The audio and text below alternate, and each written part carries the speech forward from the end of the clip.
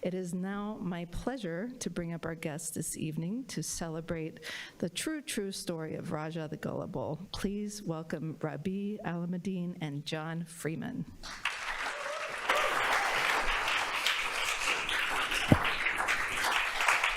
Thank you.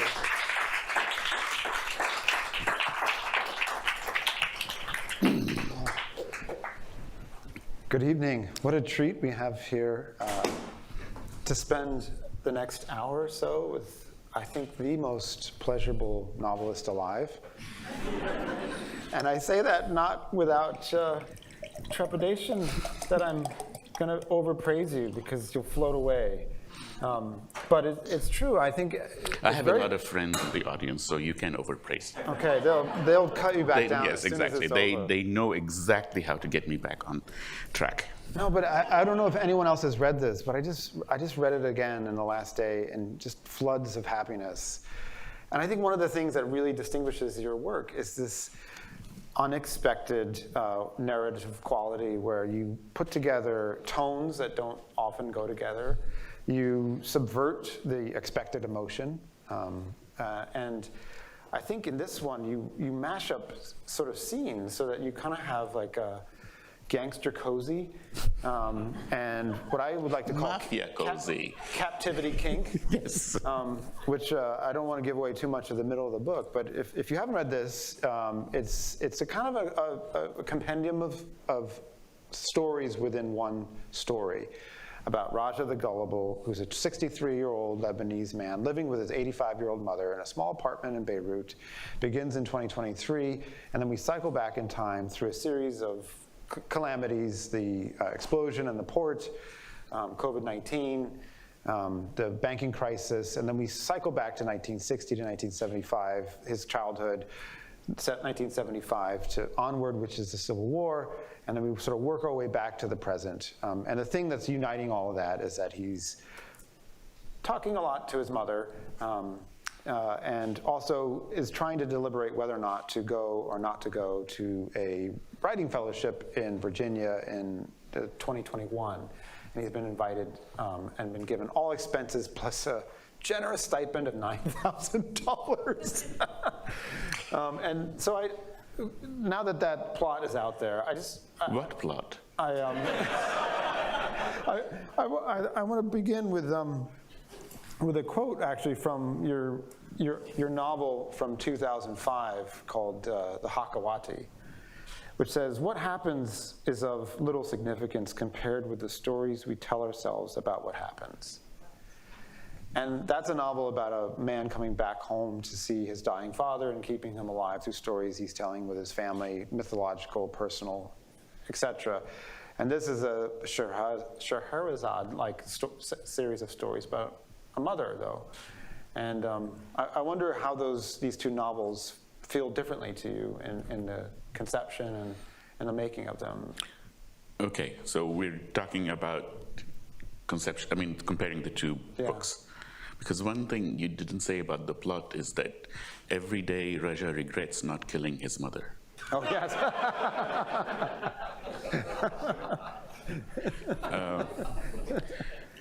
But again, sometimes I think that I sit down to try to come up with something new, and then I always say, I write the same book over and over and over again, which many writers do. Naipaul won the Nobel by writing one book.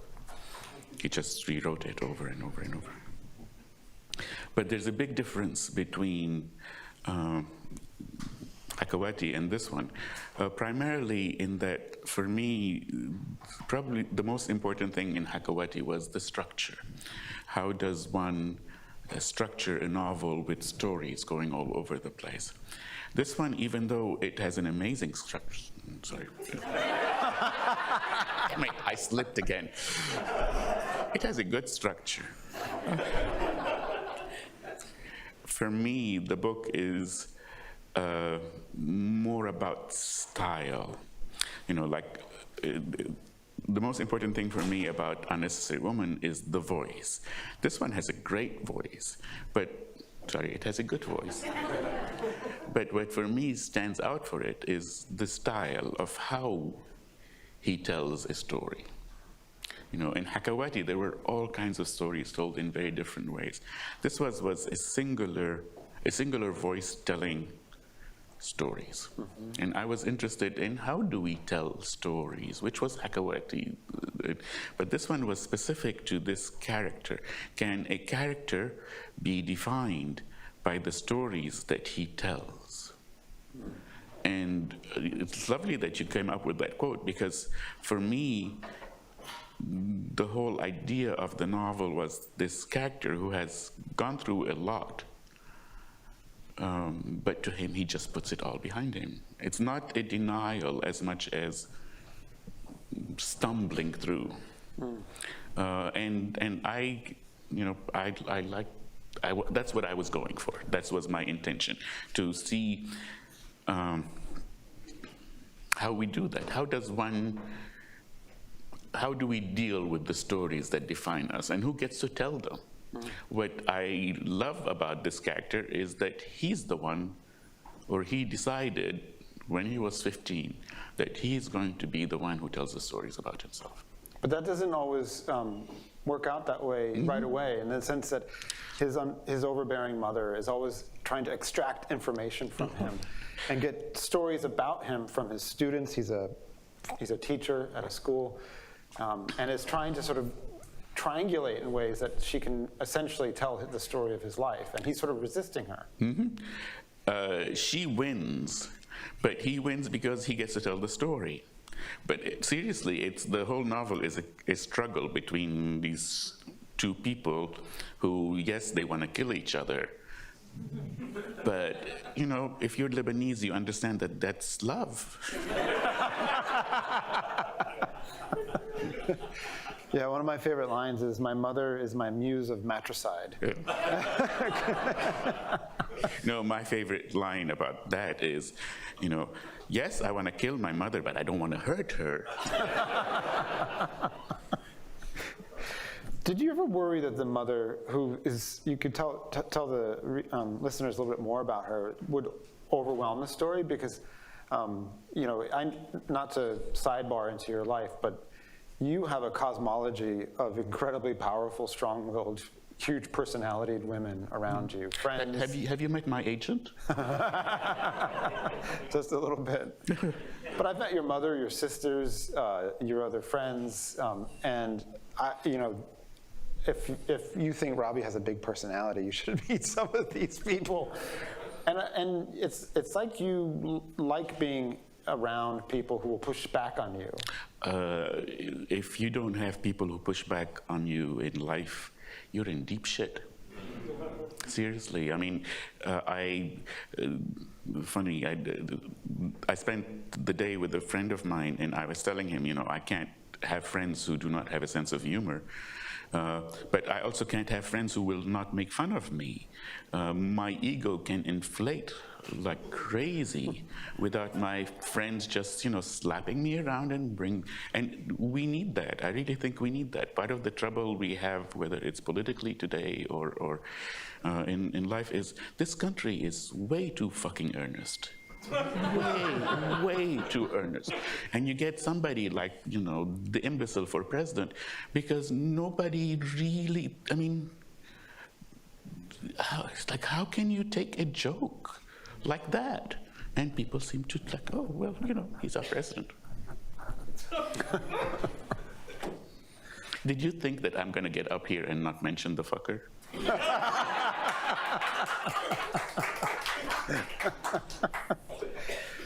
One of my favorite qualities of you is that you make fun of everything. Of course. I mean, from Kool-Aid's, which is a novel about Civil War and AIDS arriving in the United States, and it makes fun of both and has spliced in conversations from the Waltons, and Tom Cruise pops up to defend his not gayness.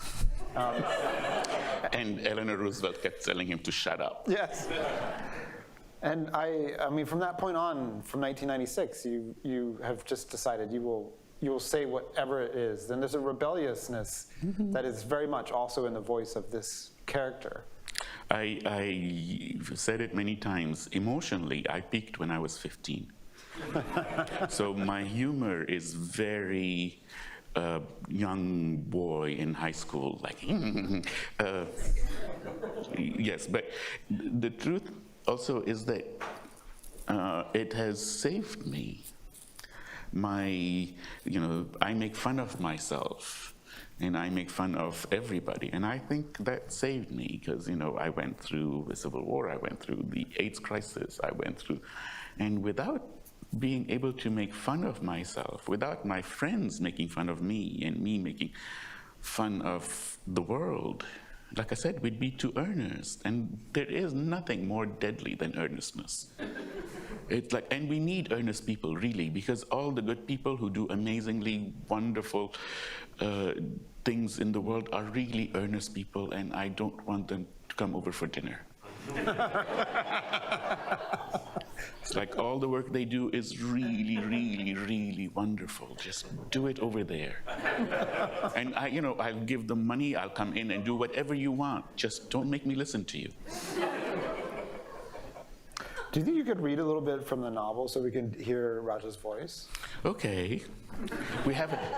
This is the first time anybody's ever asked me that. So the trouble, again, with finding something to read from a book like this is that it has 7 sections, but there are many sections that are just a monologue, sort of. So I decided I'm just going to start from the beginning of the second section. I begin the story with the lie, and like a great whale leading other sea creatures in her wake, it was followed by a whole pod. I wish I can say I had doubts. I didn't. I Jonah'd that whale, so I'm right through and settled in. Gullibility and I have always been chummy. In my defense, the offer seemed real, and in a sense, it was. And when it arrived, I was desperate. Hook, line, and harpoon. I was in. Should I stop? Let's do another paragraph. An organization called the American Excellence Foundation sent me an email on Friday evening, July 23, 2021. The foundation was based in the state of Virginia, all the way over in America. And in spite of the name, its mission was supposed to be global, as in, it claimed to be a nonprofit fighting disease, poverty, hunger, and inequity around the world. Impressive, and I was impressed, particularly with the content of the email. Yada, yada, yada, they were great, blah, blah, blah, I was great, yada, yada, yada, and my literary sensibility was both courageous and excellent, if not exactly American. Blah, blah, blah, so they'd like to offer me a residency at this subtly restored bucolic farm in central Virginia for 3 months, where they board me, feed me, pay me $100 a day, and provide me the space and unfettered time to work on whatever I was working on. Just one more, because this is my favorite line. The only hesitation I felt when I received that email was that I wasn't working on anything. I hadn't worked on anything for more than 25 years and had no intention of working on anything in the future either.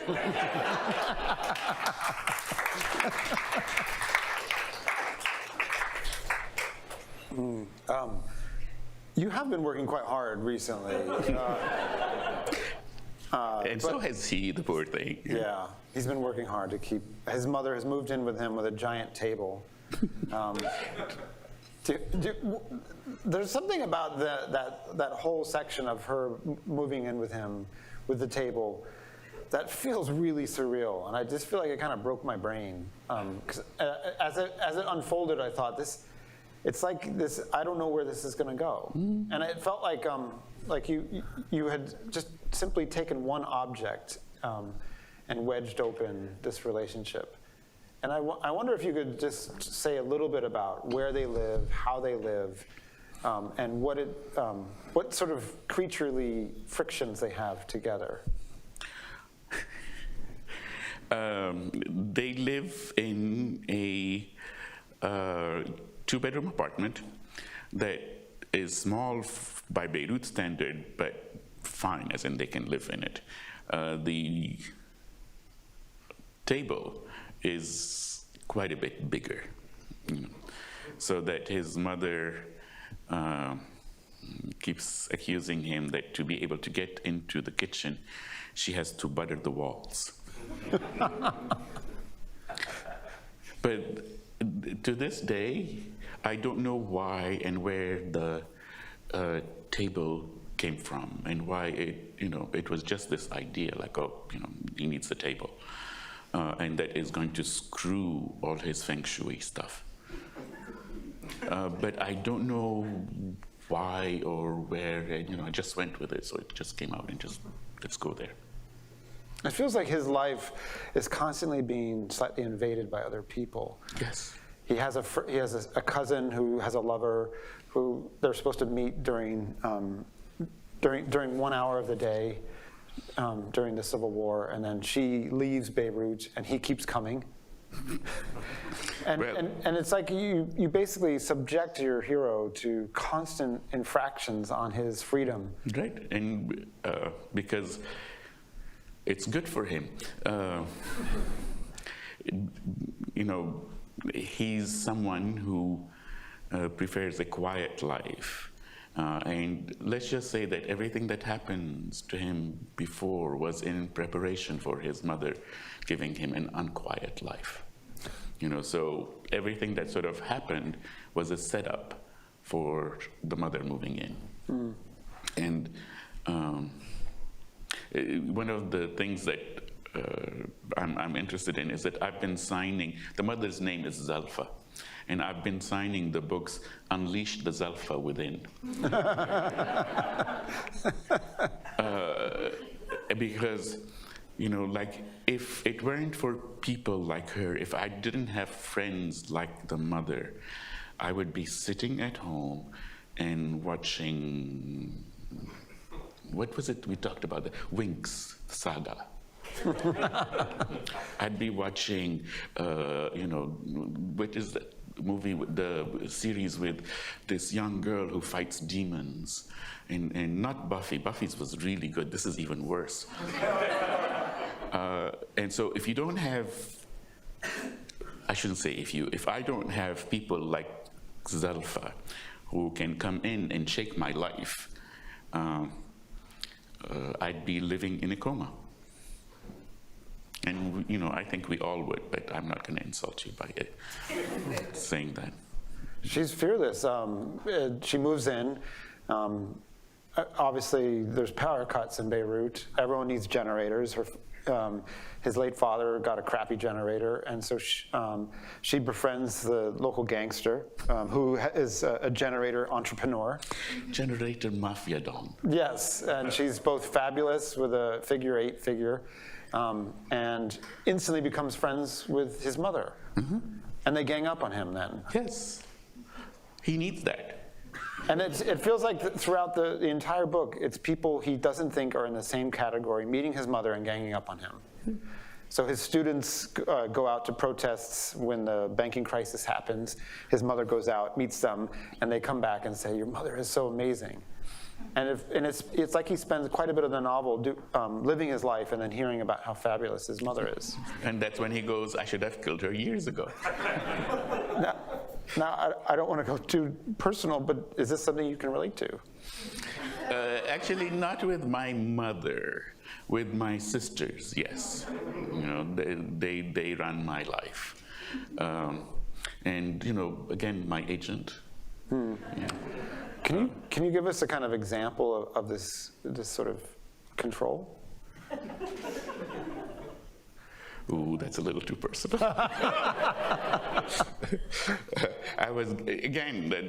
Part of the issue with me is, I'm a homebody, and I do okay, but I'm not very good at life. I tell this story, and I can tell it here. About 3 months ago, I bought a new condo. It's on the 4th floor. On the 7th floor, they broke a pipe, so it flooded the entire building. I was lucky that I didn't have that much damage, but they had to put 2 holes in my walk-in closet and then have these big heaters that with horrible sound just constantly in my walk-in closet that went on for 2 weeks. They had to make sure that there was no moisture so that no fungus grows. And I spent 2 weeks complaining to everybody. My psychiatrist almost had to pull his hair out. I complained to everybody. I can't do anything. And then 2 weeks later, this woman comes in and to take pictures. She walks into my walk-in closet, takes pictures, and as she's leaving, she closes the door, and there was no more sound.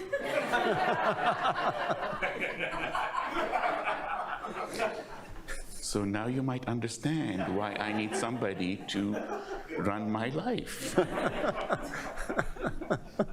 And I'm not joking.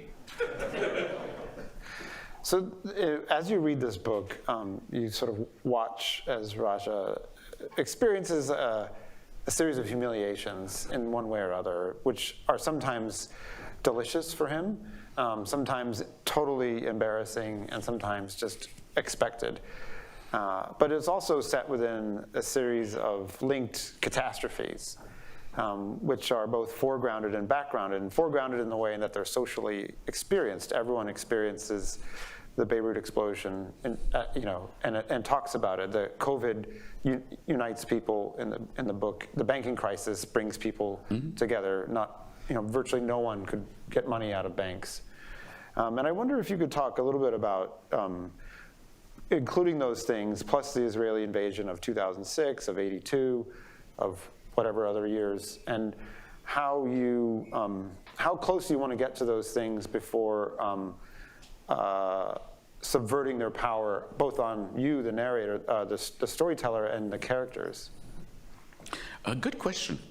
Part of the thing that, one starts a novel thinking it's about one thing, it turns out to be another thing, and then, I realize that it's about many different themes. But in my mind, one of the first things that I wanted to write about is about this country, actually, more than Lebanon. And I wanted to contrast it with some of the things that happen in Lebanon. I wanted to talk about how we look at trauma. I think in this country, there has been stories now that we keep talking about, this trauma, and they've become sort of an identity, that this and this happened to me, so that I am this way because this and this happened to me. And whether it's therapists who, have all these, shall we say, cures, or how you're supposed to deal with trauma. And it's been my experience that, we all deal with trauma in very, very different ways. But what I'm finding, interestingly, is this whole thing of competitive trauma, I should call it. And I know that sounds bad, but I am bad. But it has become an identity, and that we should talk about trauma and process it and stuff. It has been my experience that the most traumatized of us do not wish to talk about it. Yet I get to hear about it all the time from all people. And it's not, again, it's not like I'm dismissing what people are going through, but I start to believe that, like the quote, it's not what happened to us, it's the stories we tell about what happened to us that matter.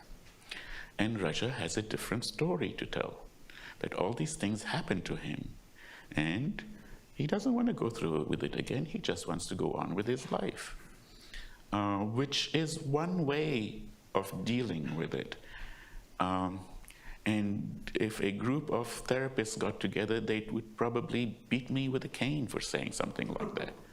But for me, it's true. It's like, sometimes having, as an example, the Truth and Reconciliation Commission that happened in Rwanda and South Africa, I actually find those horrifying. Could you just imagine if your family was killed in front of your eyes you were raped or beaten or had your hand cut off, and then you had to sit and listen to the perpetrators tell you what they did, and you're supposed to feel better. At least, they might feel better. I won't. So I started thinking, who benefits? Who benefits from forgiveness? We are constantly told that if you forgive the perpetrator of violence against you,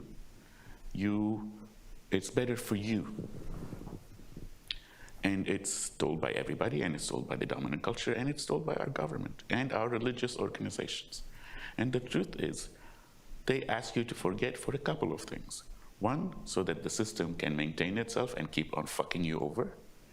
And two, so that the perpetrators who are part of the dominant culture do not have to change their view. So all of a sudden, we keep telling these gay kids, it gets better. Why are we talking to the gay kids? Why aren't we talking to the bullies? Why are we still trying so desperately to keep a system in place that creates bullies? Why is it that women are supposed to forgive their rapists? Like, Jesus Christ, who comes up with these things? But it's true, turn the other cheek. We've been told that forever and ever and ever. Well, my character might be crazy, he might be, neurotic, but turning the other cheek is not his thing. And it's funny in the early days how some people, they should get together again. It's like, fuck that. He does not, it's whether he's better for him or not, he has no interest in forgiving. He has no interest in dealing with it. Like, it's not his thing. That was a little too long. Not at all. No, you sort of talked right to the core of the book. This book sometimes reminds me of one of your, Hopscotch is one of your favorite books. Oh, God, yes. And this book reminds me of the sort of way that stories proceed in that book. And at the core of this book is, I think, one of the favorite things of yours I've ever read, which is this long chapter set in the 70s when Raja is in his, how old is he at that point? 15. 15. It is unbelievably good and funny and probably the most erotic thing I've ever read. And don't forget creepy. And creepy, and it's about bullies, it's about the Civil War, it's about captivity. I don't want to give too much away, but it sets in motion a plot of expected forgiveness that you find at the end of the book in the most unexpected ways. But I want to come talk a little bit about that section if we can, without giving too much away, because I've never read a captivity narrative quite like this. And once you get inside of it, inside Raja's telling, there is no preconceived view, the way that if I say captivity, kidnapping in a civil war, you instantly boot up kind of a visual, and this is not that visual. This includes cross-dressing and snacks and BVD. And a cat. And a feeding of a very lovely kitten and trying to make sure it doesn't have parasites, tuna fish, blowjobs. What can you say about this section that I haven't already listed? I get asked that question all the time. Well, obviously, it's in, the book is structured, like I said, in 7 sections, and this is number 4. It's smack in the middle. And it's the first thing that, it is the reason for the book. I had this, I was reading a Korean short story. We are co-editing a book of international short stories. But long before we started, I was, on this thing where reading all kinds of international short stories. And one of them was this Korean short story that said something like, the sound of the rain was like 1, 2, cha-cha-cha. And different readers read different things, but for me, right away, this sent me back into childhood, because the 1, 2, cha-cha-cha, I was a little boy, and we had to dance these little things. But then all of a sudden, this image of 2 young boys dancing, but they couldn't dance because, the world wouldn't allow them. So they were, in my mind, they were underground. They had to be in an underground place. And two boys dancing in an underground, right away from me, it's Persephone. My mind is weird. And if you have Persephone, then you must have Demeter. And all of a sudden, the mother comes in. And so here I thought that the book was just about these two guys dancing, but then the mother takes over, as Demeter does. So that's basically the premise of the book. The interesting thing, what I was terrified in the beginning was that readers will see it as either a sexual fantasy or a really creepy, screwed up thing. Until I realized, yes.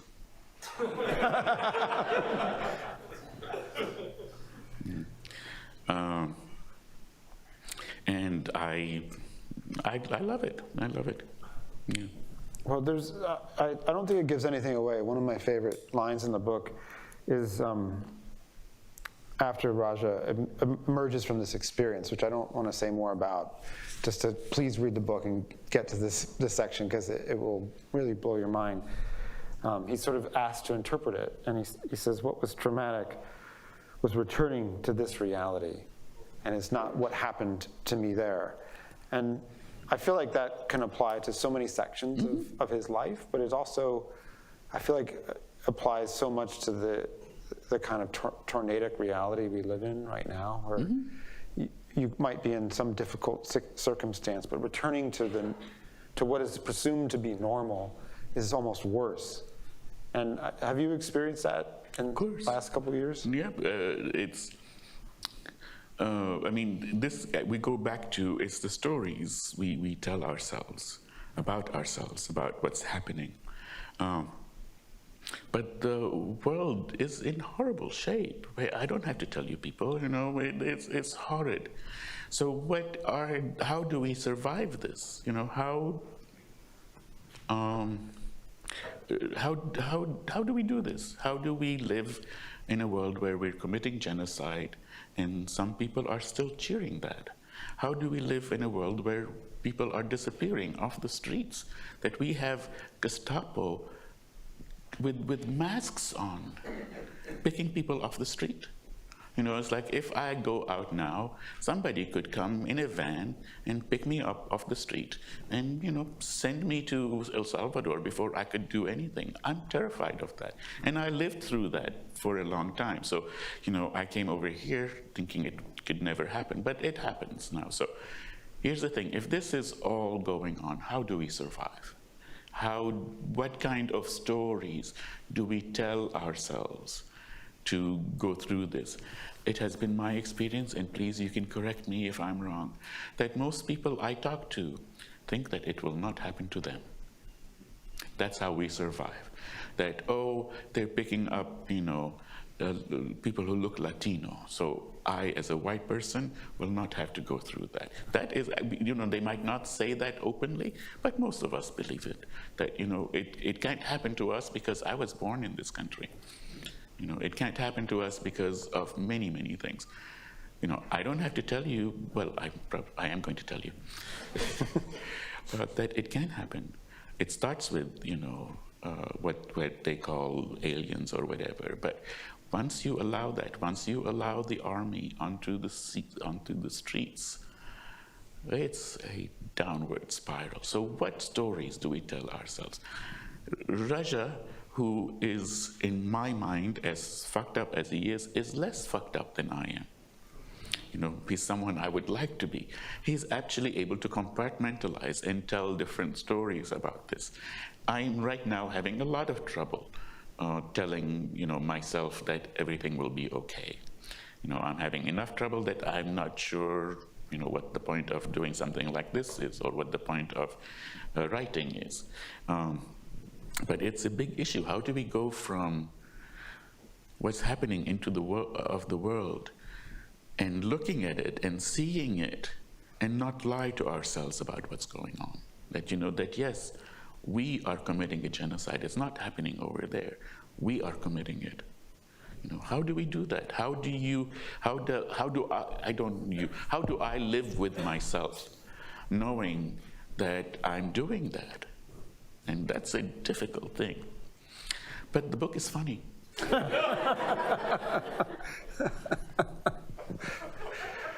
Well, it is also full of moments of tenderness. It never doesn't look directly at the situation in which Raja and his mother and his aunt Yasmin and everyone else in the book are in. But it has, you know, another favorite line of it is, the women talked and talked, stroking each other with words.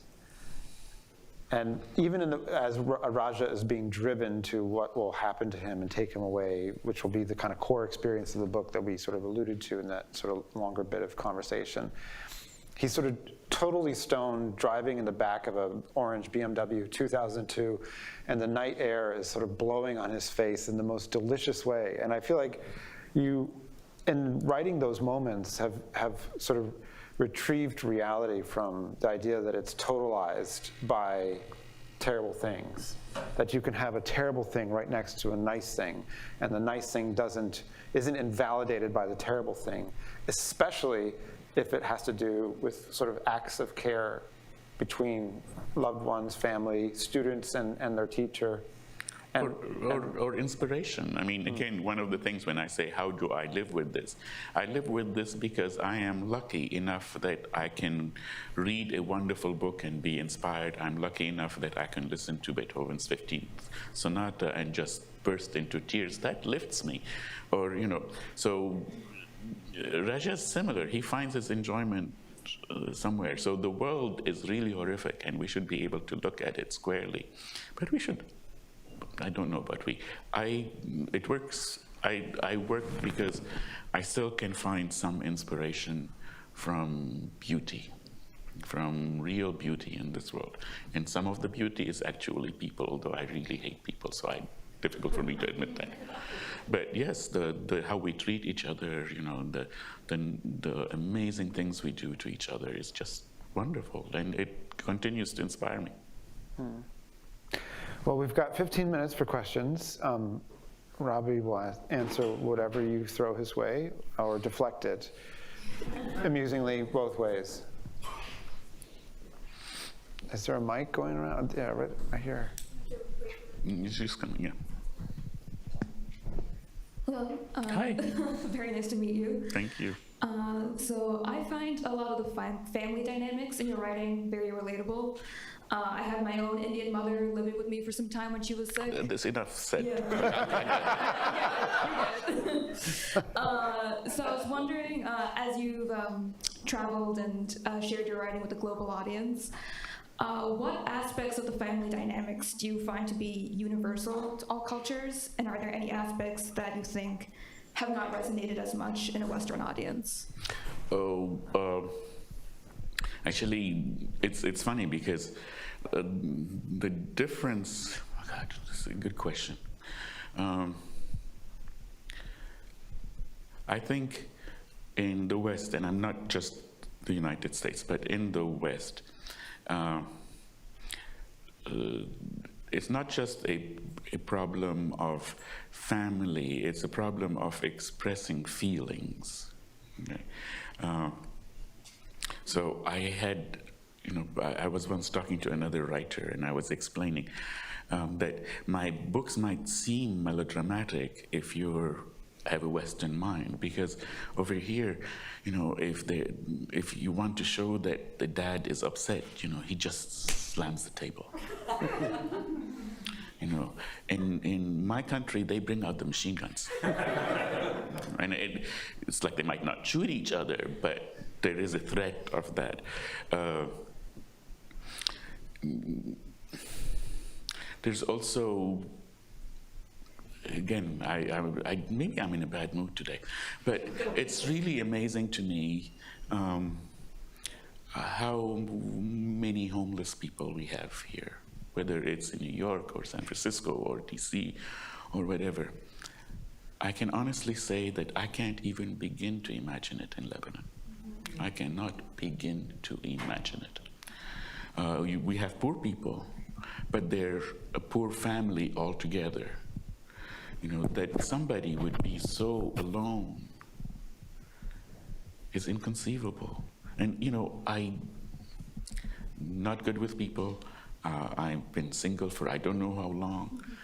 But I never for a moment feel alone or feel that if something happens to me, my sister, who I definitely want to kill, she's the craziest, she's made my life hell. If something happens to me, and like I had to lie in bed for 6 months, I know that she would drop everything and come and take care of me. My other sister, who's smarter, she controls, she can basically bankrupt me in a second. She controls everything.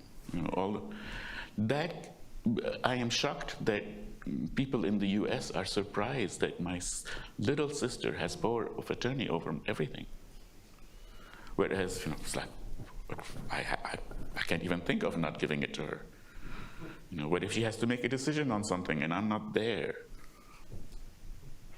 So it's a little bit about feelings, but it's a little bit about, I'm Lebanese, so I have cousins in Australia, I have cousins in Liberia, I have cousins everywhere. And I remember when I was like 14 maybe, and this cousin from Australia comes to visit. And I asked him, he told me that he had a winery. He had to buy the piece of land to grow the wine from his father. Can you just imagine in Lebanon somebody buying a piece of land from your father? Are you kidding? It's like you do whatever you want to it. It's like that's your prerogative, So there's a problem with that, is that we can't separate, But the truth of the matter is it's like,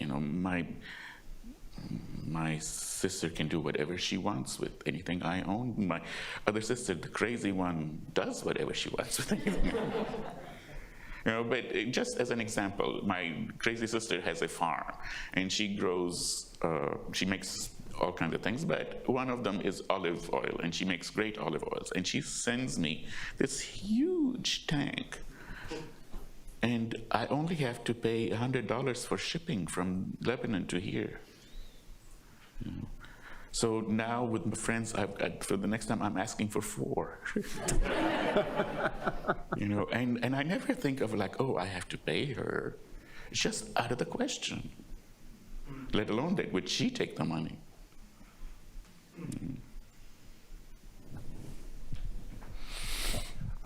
You've been living in this country for a very long time, but Lebanon is still very clearly like alive for you and in your writing. As someone who left my home country, Jordan, a few years ago, I'm so curious, how do you keep your relationship to the country for yourself and in your writing as well? A lot of reasons. One is all my family's back there. I only have one nephew here. But the other was, I really desperately wanted to be American when I first came here. I was 17, desperate. I even remember that I was telling somebody, because I was in Colorado, I bought cowboy boots.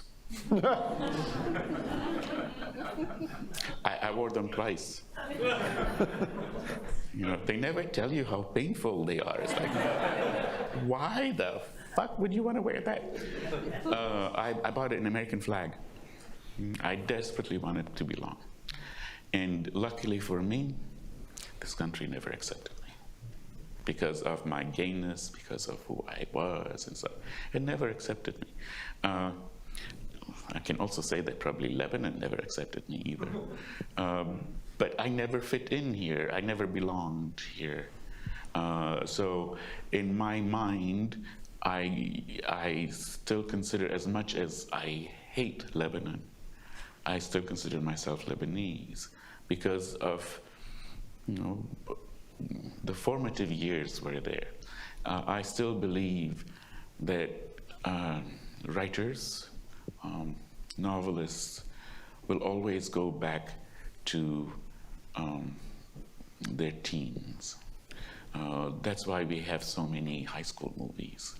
Because for a lot of us, because of hormones, everything is dramatic. Everything in high school is dramatic. And it stays with us for a lot longer than. So all the rejections you had in high school and you think you're over. So I was formed during those years, and those were the only years I lived in Lebanon. I lived in Kuwait between the ages of, like 0 to, I was born in Jordan. Then until 10, I lived in Kuwait. I spent summers in Lebanon. So my formative years were 10 to 15 in Lebanon. And then I went to England, then I came here. And, in many ways, I am an American. But there's a part of me that just never felt accepted here. And maybe I didn't want to feel accepted here.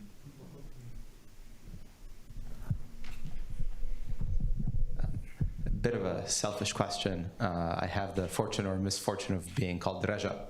So I'm there's another one. Would all the Rajas in the room please stand up? probably all the Rajas in Brooklyn here. Curious, sort of your thought process behind giving the protagonist that name. It's not a common name, but. Well, it's not an uncommon name.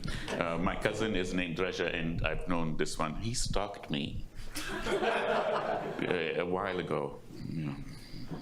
But I believe it or not, it's the title. If you hear it, it's a good title. It's it's like the true story of John the Gullible does not work.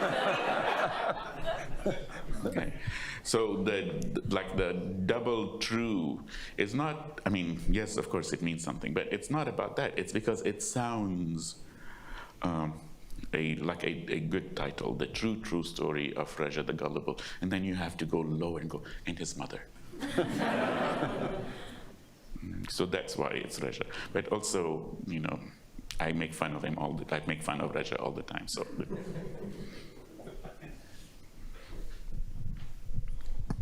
Hi, huge inspiration. I'm Lebanese and I'm Druze, and I've tweeted at you before, so I'll talk about that later. Two really quick things. One of my favorite quotes of yours, I don't know if you've said it in a book or in an interview, is that in Lebanon you belong but you don't fit in, and in the US you fit in but you don't belong. And I 100% feel that way. But one thing that I struggle with, and I think this is one of the reasons why I love your writing, is that I read so much literature and I try to read as many Arab writers as I can. But for some reason, the books that talk about the biggest topics of our lives, like war and conflict, they don't resonate with me. And I've lived through the war. I was there in 2006. I was evacuated, etc. I think your books, to your point about them being universal is that that's not the center of the story. It's like the backdrop, right? It's very human. The characters are fully formed. They, like you said, they're not fixating on their problems, because a lot of Lebanese people don't, because they can't, because then they'll never wake up in the morning. But is that a conscious decision to make your books more universal, or is that just how you like to write? Because I feel like a lot of writers might be scared to write something that not every reader would want to enjoy, right? Sorry, that was a long question. No. My first usual things that come to my head when somebody asks me this, so what do you think? Obviously, I'm a storyteller. I come, it's like we don't have hakawatis in my family, but we tell stories all the time.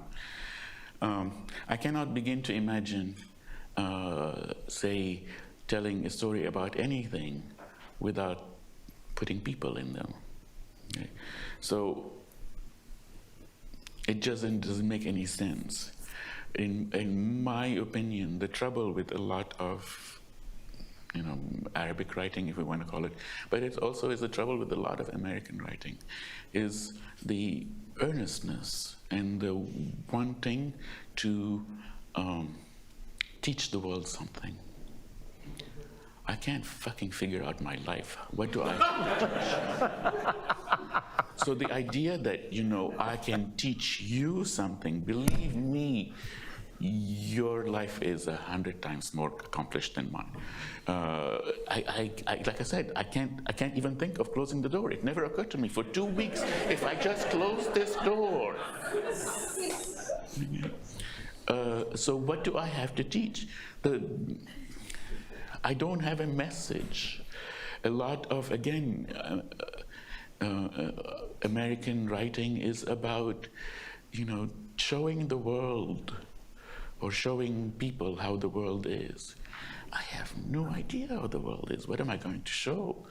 I basically have, certain moods and stuff, but none of them ever come out, I hope, with this is how you should do this. In Arabic writing, a lot of it has to do with, Arabic writing comes from fables primarily, and fables tend to be didactic. I love fables. But I could never, I could never think of telling you how to live your life. Whereas Americans do that all the time. And so do Arab writers. So for me, the story of the Civil War is the story of its people. The story of kings is the story of the people. And I hate people. We have time for one more question. Hi, I've got a quick question about a particular novel of yours that I read, The Wrong End of the Telescope. Mm-hmm. And I know that you're saying that you don't care about people, but that was not clear in that book. Gotcha. So I'm a journalist. I covered the European migrant crisis every single day. And the shreds of humanity that you got in between sound bites, to see that written in a novel, I thought it was just beautifully pulled together. And each chapter was like boom, boom, boom. So in terms of your writing, how are you developing and researching and coming up with a new person's life story, more or less? Even in this particular piece, you're coming up with such different sections. And I'd love to kind of know your writing process behind that. Well, you start with, I was actually there. Okay? I went to Lesbos. I was there with the refugees. You start with, when the sort of the events or whatever you call them started in Syria, a lot of Syrians came to Lebanon, and they were all around me. I did something that everybody thinks is amazing, but for me is nothing, which is I actually saw them. Okay, and then if you see them, you talk to them, And I probably interviewed about 500 refugees. A lot of them were with, UNHCR, but a lot of them was on me. So I had stories galore. What is interesting was that I could not come up with something to write about, I wanted to help, so I wanted to write for the New York Times. The only thing I wrote was because of him, because he's a bastard. He forced me to write this little piece about, it ended up about Lesbos, and parts of it came into the novel, but the best part of it is about the refugees, and it appeared in Best American Travel Writing.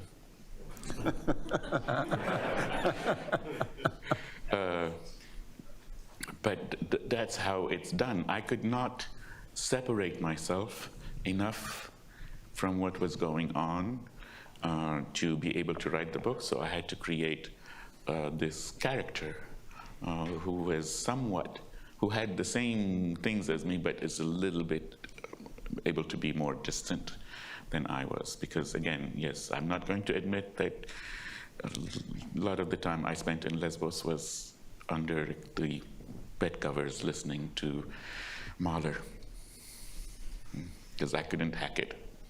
So I had to create somebody who could hack it. But that's how it's done. Let's give him a hand.